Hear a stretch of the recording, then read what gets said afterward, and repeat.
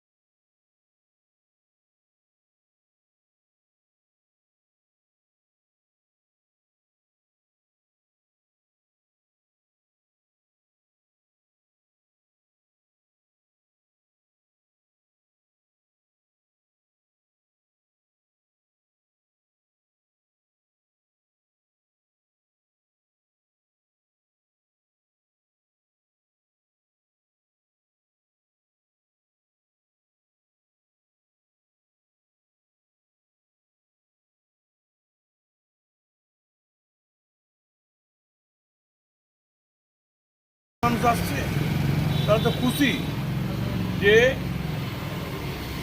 আমাদের সেই পুরনো নেতা যাকে বিভিন্নভাবে বিভিন্ন সময়ে বঞ্চিত করা হয়েছিল, এবং আজকে বীরভূম জেলায় যদি পুরো দায়িত্বটা বিগত বিধানসভা নির্বাচনে থাকতো, তাহলে আমার তো মনে হয় বীরভূমের সাংগঠনিক দিকটা আরও শক্তিশালী হতো এবং বীরভূম জেলায় আরও বেশি আমরা সেখানে শক্তিশালী হয়ে আরও বেশি আমাদের দু একটা প্রার্থী আরও আছে।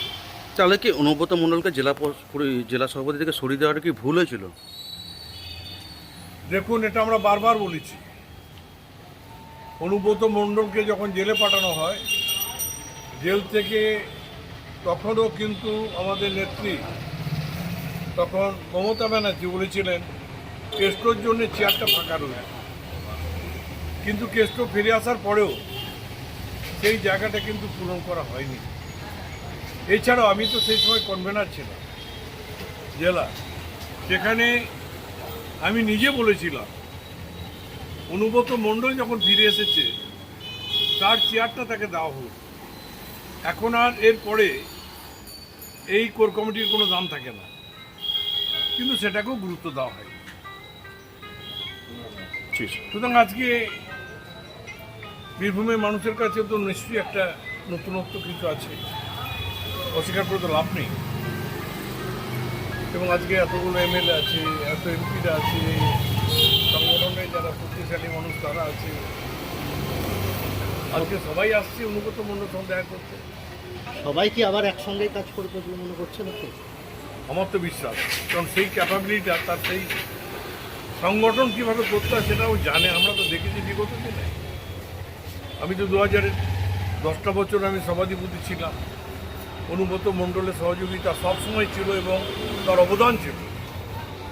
5 বছর আমি সিউড়ির বিধায়ক ছিলাম, সেখানে আমি যথেষ্ট তার কাছ থেকে সহযোগিতা পেয়েছি।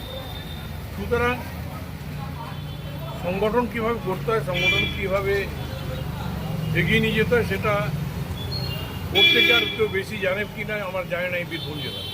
তাহলে কি নেতৃত্বের ভুলেই কি সরকার হারলো? নেতৃত্বের ভুলেই কি সরকার হারলো? সরকার হারলো কিনা জানি না, তবে বীরভূম যেটুকু আমরা দুর্বল হয়েছি অনুব্রত মণ্ডলের হাতে না থাকার জন্য।